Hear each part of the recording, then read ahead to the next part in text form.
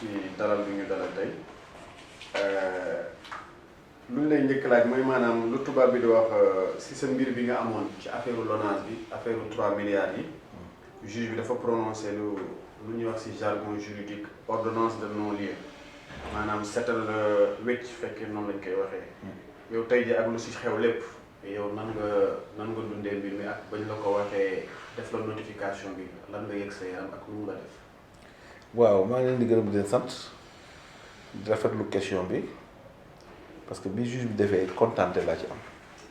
ndax dafa dëggal lu ma doon wax boobu ba léegi yàgg na def na 4 ans waaye boobu ba léegi bi ñu defee seen enquête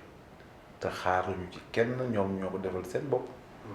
ah wax dëgg yàlla bu ñu xëyee suba ni la xool nañu mbir yi càmbat nañu kayit yi gis nañu justificatif yi toppatul na dara mu bëri ma bëgg ci lool parce que dafa dëppoo man la ma xalaatoon ak la ca amoon ah dégg naa sax ñu wax ni damay wax ni Abdoulaye Wade di tourné maa def bi waxuma ko man la ma wax lu leer Abdoulaye Wade moo tax ñu ubbi compte bopp ndax moom moo jógee Côte d'Ivoire ñëw ni Côte d'Ivoire day seen loterie bi foofu day def au lieu muy jox xaalis bi trésor daf ciy def financement day financer ay puits ay forage ak yu demee noonu comme moom bu doon sagoom Sénégal def nu mel noonu ah il se trouve que dans les textes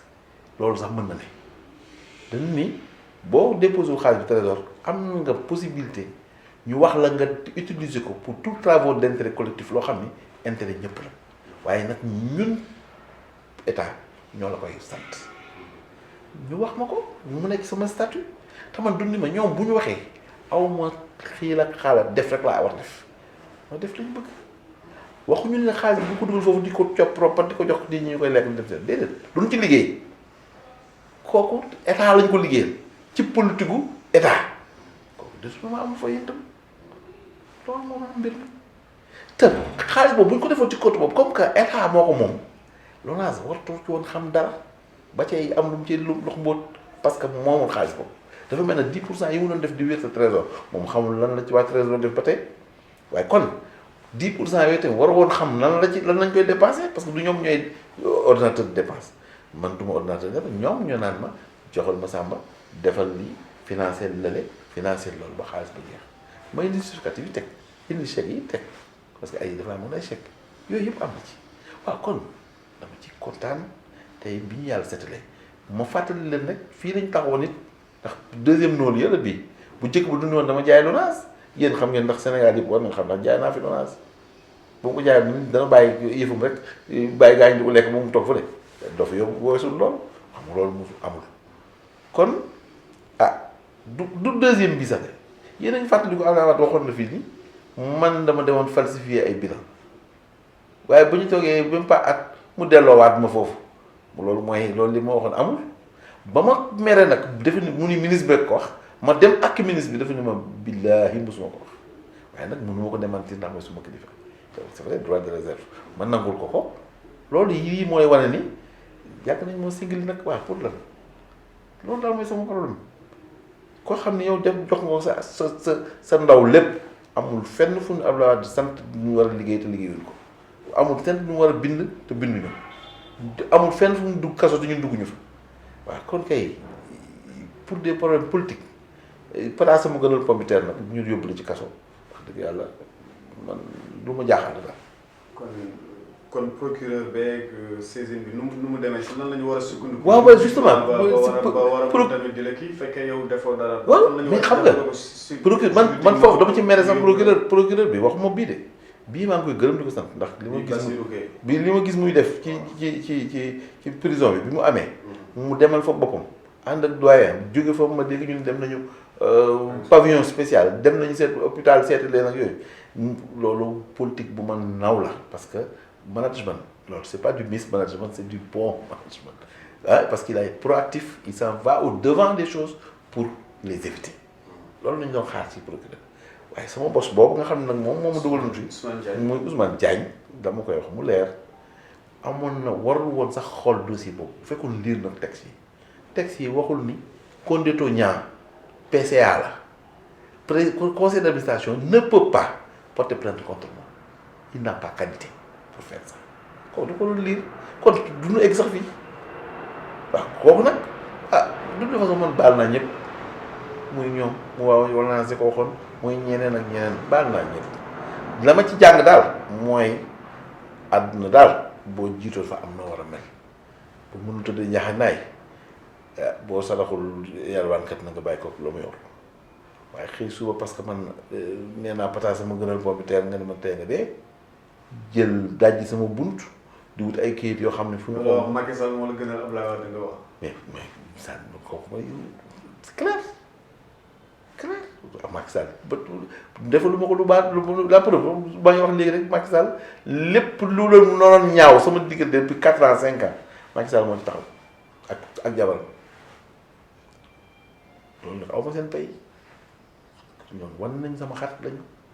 nangul naa leen nag ni ñoom duñu influer ci justice ñu bàyyi mu doxal ba mu jeex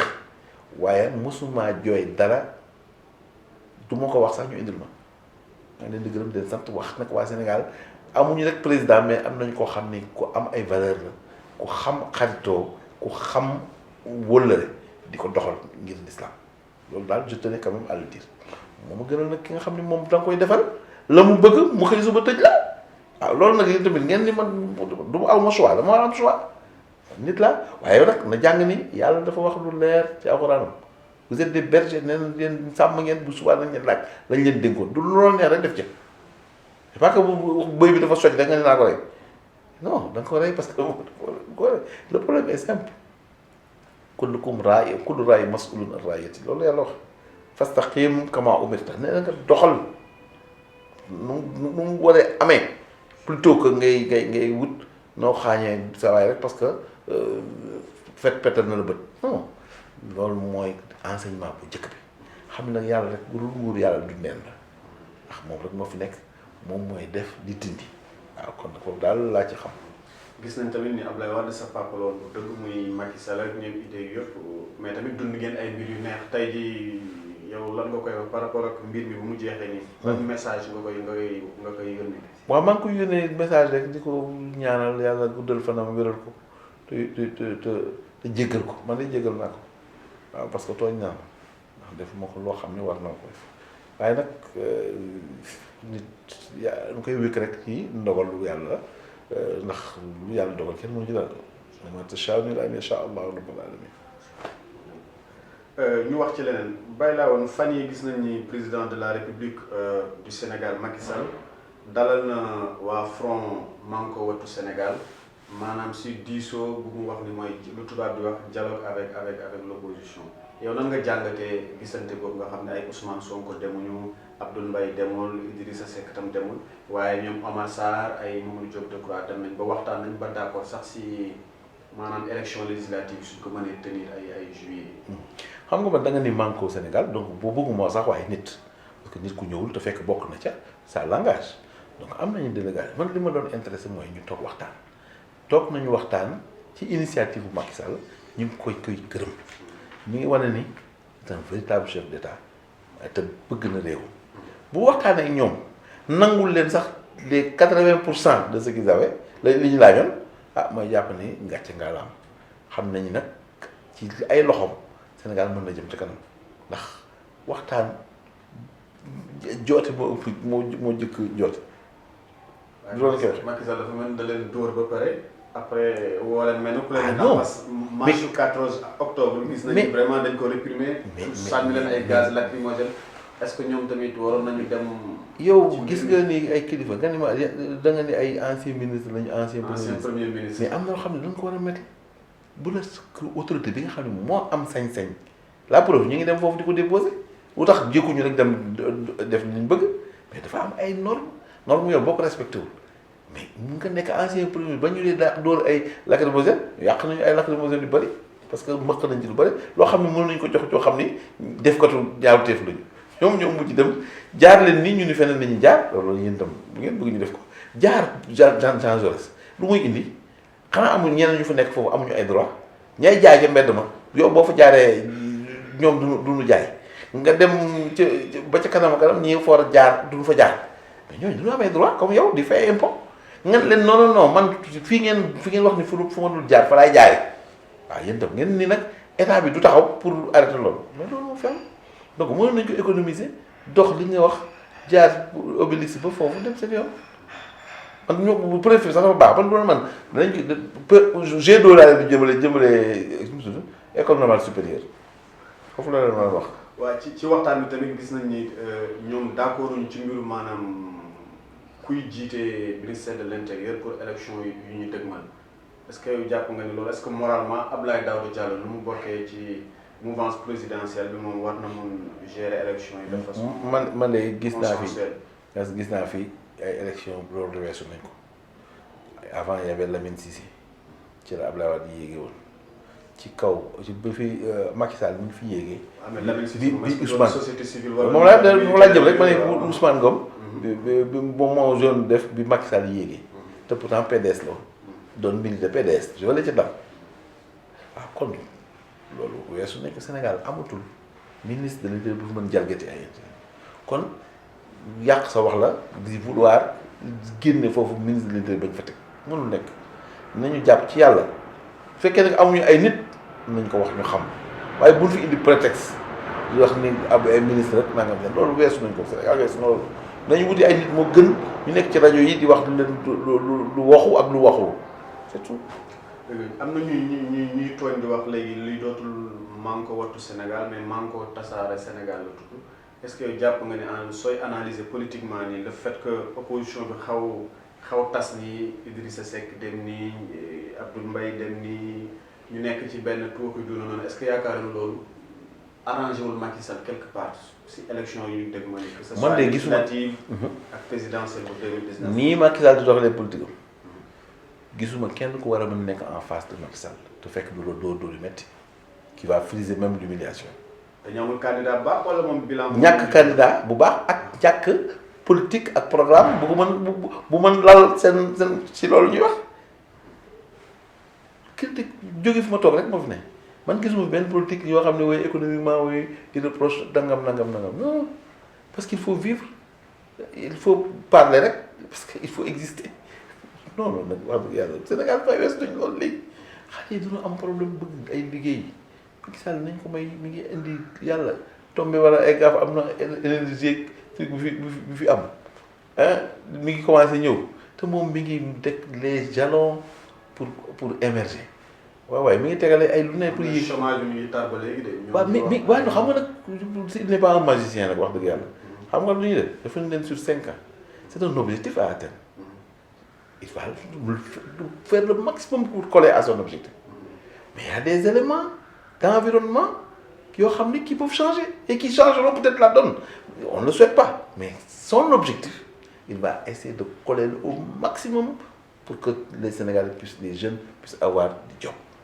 Il est sur la bonne voie. On a vu au niveau du PUDC, on a vu au niveau des cités religieuses, on a vu au niveau des infrastructures, on a vu au niveau de l'agriculture et l'élevage. dëgg yàlla gàcce nga xam yàlla na ko yàlla dafa cet waaye mi ngi dox bu baax a baax kon ku la jox añ nag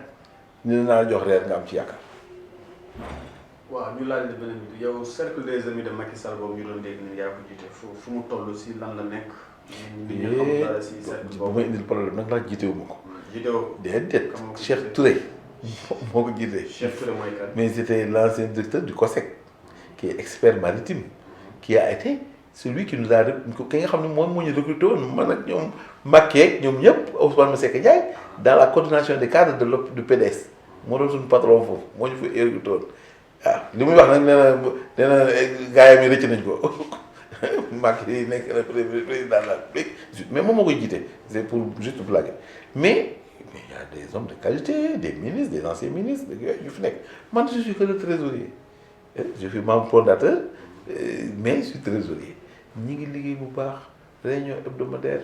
te di dem ci suñu ay base militante di leen ñaax pour ñu préparer def ci inscription yi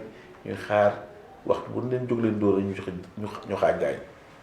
te yaakaar ngeen ay mbooloo yi. yaay la yow tam man de ndar kenn du wax ñu aw ma mbooloo man la ma fay def ñëpp dégg nañu te sama baat ci kaw Modibo Diop fii ak kii wala pour ne donner que ces exemples Fadel Gaye à Plateau Mamadou Wane Amadou Yoro Ndiaye et ainsi de suite wax dëgg yàlla ñun loolu du suñu problème nañu wax rek fi la ñuy dóor ñu xëj dóor waaw ñi dóor ñoo mën ñu saaga ñun duñu saaga kenn duñu nekk fii rek di liggéey suñu liggéey. absolument ñoo ngi wax yaa ngi wax ni vraiment yow gisoo kenn ku war a mun taxaw. par rapport ak bilan Macky Sall taxaw moom jàmmal la moom ci élection. mais man wax naa la am na mais am na ñuy wax turu Karim Wade. waaye tam vraiment yow daal bu yàq waaye tam yow. man nga def ni yow Karim Wade dina taxaw sax ci kanamu Idriss Seck di gagné non mais waxuma rek non yéen tam bàyyi na loolu waaye tam Karim Wade yéen a ngi koy jox mbubu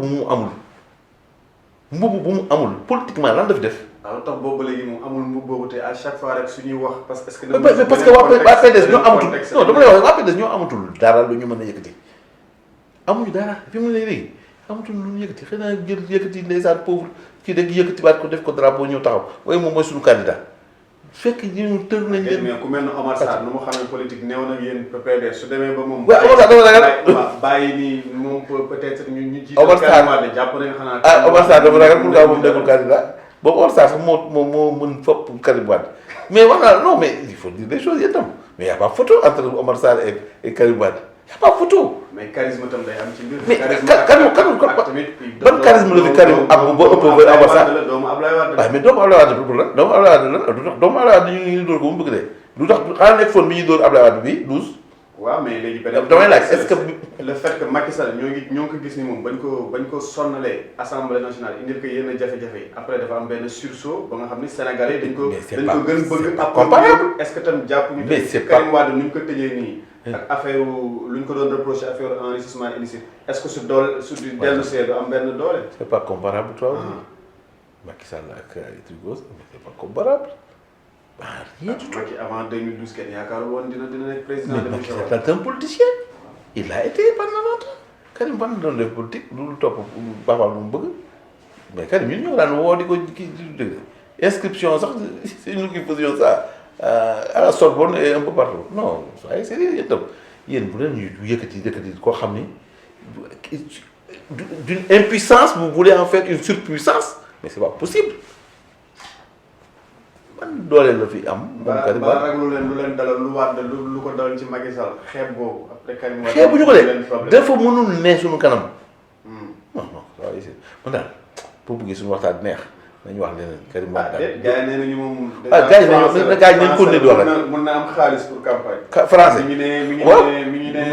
nekk Qatar. loolu mooy indi dugub est-ce que su dellu see ak tamit nit ñi bañu ñu ko. moom dafa dem foofu ji foofu xaalis rek loolu yéen a ko indi. dama ni loolu mën na ko am. parce que quoi qu'on dise bon. français la quelque part am na ay. français ana Sénégal. Qatar pour gis dëkk boobu xam ni dëkk bu am. waaw mais itam yéen français sur le plan financier. oui donc su dellu see nag et puis boobu léegi dafa noppi waxul dara. est-ce que ragalu leen tam lu leen daloon Macky Sall Wade di ko xeeb yeneen opposition yi. ñun xeebuñu ko. waaw ñu ko tegul. xam nga xeeb ak teg ko teguñu ko sax ba koy peese. non PDS su jàppoon ni Omar Sarr moom. mais Omar Sarr moom candidat kii dinañ ko bàyyi dem di wax waxu. barki yàlla Omar Sarr moo mën fukki Karim Wade ba ne la kii awul bëñ nga bëgg ko jox et bëñ consort pour ni dafay màtte kii màttul kenn mënul màtt kenn PDS gay di nga fi génne fukk yoo xam ne ñoo ko mën bu nekk nag fekkee ne ñoom moom seen parti wala moomeelu Ablaye Wade la bu ko nee teg fa bu ko neexee bu teg fa Karim Wade ñu xool waaye nag ña fa nekk ñoo ko mën politiquement. loolu lu mu wér la moom. suñu question bu mujj. waaye ñoom nag dañoo xaw a ragal ñoom Omar Sarr. Omar Sarr dafa ragal. Omar Sarr parce que mais du fel kii ñëw nekk candidat bokk lu mu am jël moo gën di moom il gagne Dagana boobu ba léegi et c'est mon ami mais j'aimerais bien qu'il soit quand même ne serait-ce que bu mës dégg xam naa du dégg président ga waaye mu dégg candidat à la présidence bu def ko ci CRM c'est pas quelque chose de mauvais. d'accord kon ñu ñëw si dernière question bi avant mot de la fin. Macky Sall mi ngi nee nañu day dem France benn visite d'état bu muy def nee nañ depuis temps Abdou Diouf defu ko woon ñu ngi wax ni dina am ay rendez-vous ak yenn société française yi ay Alstom pour train express régional bi am na tamit yeneen contrat yu mu war a signé foofu nañ daal visite boobu lu nar am solo yow noo ko jàngatee. ma ne Macky Sall moom ndeysaan coono dama ko wax yërëm mi ngi daw rek. daawul lenn pour wuti lu mu indi ci réew mi nit ñi am ci seen bien-être ñi xale yi am liggéey jigéen ñi am ay financement agriculture bi dox élevage bi dox en somme Sénégal dox loolu la gis et loolu laa gis ci moom chef religieux yëpp li mu def ci bii yoon ñëpp a ngi koy ñaan man gisoon naa ñoo xam ne nee nañ duñu présenté wu sax candidat mais nag faf nañ ko baax parce que nee nañu Macky Sall mii li muy def xëy na ñun doon ñu woon mën loolu waaye ku taxaw ci kanam moom mu dóor la te ñoom fas ñu yéene nag di essuyer des trucs ndax dëgg yàlla ñoom humiliation lañu bañ kon nag xalaat topp ci Macky Sall rek comme que kilifa yii suñu kilifa diine ñoom ñëpp manko nañu woo ñaanal ko ndax li muy def te ma bëgg ci lool PUDC nag yaakaar naa ni àll bi ñëpp d'accord nañu ñu amul woon am ndox am nañu ñu warul am électricité am nañu ñu warul console am nañu waaw la qu'est-ce que demande le peuple kon nag Macky Sall dem bu muy dem wax dëgg yàlla xanaa kay daan mi ngi demati ndax indiwaat indeeti loolu daal moom laa bëgg dégg. léegi ñoo ngi lay jaajëfal xanaa lan ngay tëjee waxtaan bi soo amee lu ñuy lancé. maa ngi kontaan lool ci sama noolier kontaan lool ci justice sénégalaise kontaan lool ci Macky Sall qui m'avait dit mais là je ne peux pas faire quoi que ce soit avec la justice dam leen di bàyyi ñu doxal seen xel ak la war a am lépp nag loo xam ne xar mën na ko xaritam lépp mën naa taxaw ci loolu wallaay def na ko ba pare moo xam Sénégal en plus d'un chef d'État vous avez un homme de cœur un homme d'honneur et quelqu'un ki nga xam ne ku gëm yàlla la te ko am ko lëre je tenais vraiment à ce que Sénégal yëpp xam ko parce que nag yàlla moo wax ni nag bu la defal lu baax nga wax bu fekkee waxoo ko rek booy si sa noonu na nga ko ci jëkk cité ndax kooku noonu la ah wamaa bi nixmati yàlla moo wax ni waa amaa bi nixmati rabbika fa haddis kon nag wax dëgg yàlla nee na lépp lu ñu la defal wan ko wax ba ñëpp dégg ko wax naa ko nag ba ñëpp dégg ko Sénégal yëpp xam ko. Tu es au courant de ma nomination? Non.